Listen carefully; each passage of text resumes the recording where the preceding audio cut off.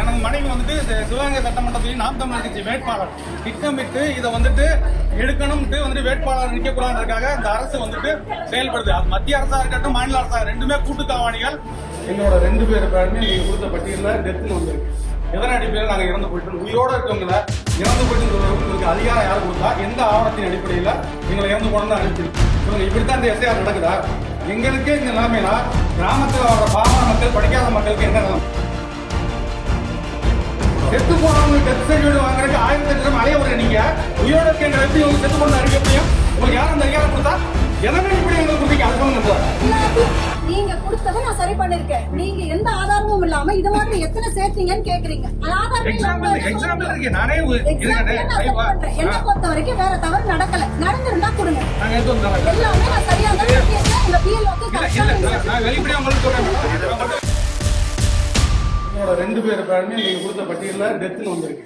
எதன் அடிப்படையில் நாங்கள் இறந்து போயிட்டோம், உயிரோட இருக்கவங்களை இறந்து போயிட்டுன்னு சொல்றதுக்கு உங்களுக்கு அதிகாரம் யார் கொடுத்தா, எந்த ஆவணத்தின் அடிப்படையில் எங்களை இறந்து போனோம்னு அறிவிச்சிருக்கீங்க சொல்லுங்க. இப்படித்தான் இந்த எஸ்ஐஆர் நடக்குதா? அப்ப எங்களுக்கு வேட்பாளர் தெரிஞ்சுக்கிட்டு திட்டமிட்டு அதிகார வர்க்கத்தில் இருக்கின்ற அரசுகள் இதெல்லாம் நிக்குதா? எங்களுக்கு இது பதில் தெரிஞ்சாங்க. எங்களுக்கே இந்த நிலைமைனா கிராமத்தில் வர்ற பாமர மக்கள், படிக்காத மக்களுக்கு என்ன நிலைமை? ஆமா, வாங்கிதான் கையெழுத்து கொடுத்து அவங்களே கையெழுத்து கொடுத்துருக்காங்களே. இன்னொரு படி அவங்க கொடுத்துருக்காங்க. இந்த ஆதாரம் இருக்கு. இந்த இருக்கு ஓட்டர் ஐடி. கடந்த முறை மாற்று வேட்பாளர் பாராளுமன்ற தொகுதியில நாங்க அதே வீட்டுல தான் இருக்கோம். வேற வீட்டுல ஷிப்டிங் ஆகி போயிருந்தா கூட நீங்க ஷிப்டர் போட்டு கூட பரவாயில்ல. உயிரோட இருக்க எப்படி நீங்க செத்து போன சொல்றது உங்களுக்கு யாரு உரிமை கொடுத்தா? செத்து போனவங்களுக்கு டெத் சர்டிஃபிகேட் வாங்குறதுக்கு 1008 ரூபாய் அலைய ஒரு நீங்க உயிரோட இருக்க எப்படி வந்து செத்து போன அறிவிக்க முடியும்? உங்களுக்கு யாரும் அந்த அதிகாரம் கொடுத்தா எதனை இப்படி எங்களுக்கு கொடுத்தீங்க? அது சொல்லுங்க. நான் செத்து போயிட்டேன்றதுக்கு முனிசிபாலிட்டி சர்டிபிகேட் இருக்கா?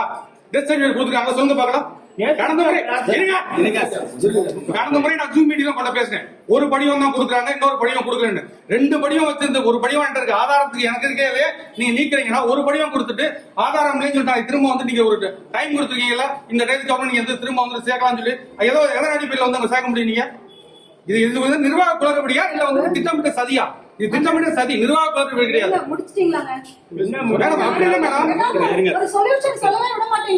சொல்லுங்க சொல்லுங்க. செத்து போன உயிரோட கொண்டாட போறீங்களா? சொல்லுங்க சொல்லுங்க. அந்த பிஎல்ஓ மேல ஆக்ஷன் எடுக்க சொல்லுங்கப்பா. எதன் அடிப்படையில் அவங்க டெத்துன்னு சேர்த்தாங்கன்னு சொல்லிட்டு உடனே கூப்பிடுங்க. அவங்க 17B சார்ஜஸ் போட சொல்லுங்க. அவங்க பேர்ல சஸ்பெண்ட் பண்ண சொல்லுங்க. அவங்களை இவங்க கிட்ட ரெக்வெஸ்ட் கொடுங்க.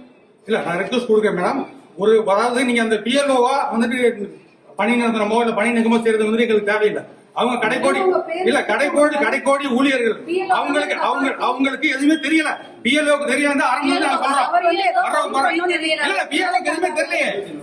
எங்க பேரை சேர்க்க முடியல. எத்தனை பேர் இந்த மாதிரி ஒரு நாள் நீதி கிடைச்சா மத்தவங்களுக்கு யார் நீதி கொடுப்பா? நீங்க பரிசு போங்க மேடம்.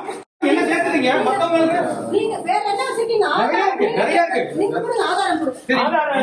இந்த நான் சரி பண்ணி தரேன்னு சொல்லிட்டேன். நிறைய இருக்கு காத்து எல்லாம் பண்ண சொல்லாதீங்க. ஆதாரம் உயிரோட இருக்கு. எனக்கு நிறைய சரியான முறையில அவங்க வந்து பண்ணல. உங்களோட ஜூம் மீட்டிங் நீங்க கடைசியா கேட்டீங்களா? நாம் தமிழர் கட்சிக்கு ஏதாவது வேண்டுகோள் இருக்கான்னு கேட்டீங்கல்ல?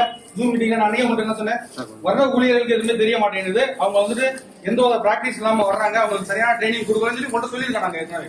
அப்படி இருந்து திரும்ப சரி இதுக்கு யாரு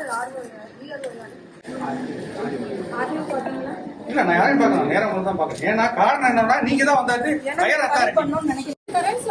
எல்லாத்தையுமே சரி பண்ணுங்க மேடம். தயவு செய்து எனக்கு ஒரு ஆள் மட்டும் நீங்க கொடுத்ததை நான் சரி பண்ணிருக்கேன். நீங்க எந்த ஆதாரமும் இல்லாம இது மாதிரி எத்தனை சேர்த்தீங்கன்னு கேக்குறீங்க.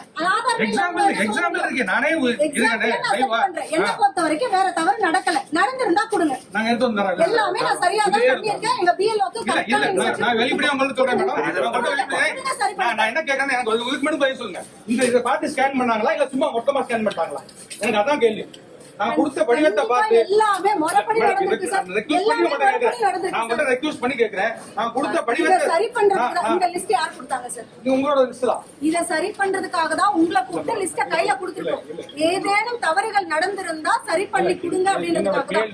உங்களுடைய நீங்க உங்க பிஎல்ஏ இருக்காங்களா? உங்களுக்கு பிஎல்ஏ இருக்காங்களா? பூத் லெவல் ஏஜென்ட் இருக்காங்களா? போனாங்களா பிஎல்ஓ கூட? நானே அந்த போயிருந்தா இந்த தப்பு எப்படி நடந்தது? நானா அந்த பூத்துக்கு நீங்க போயிருந்தா இந்த தப்பு நடந்திருக்காங்க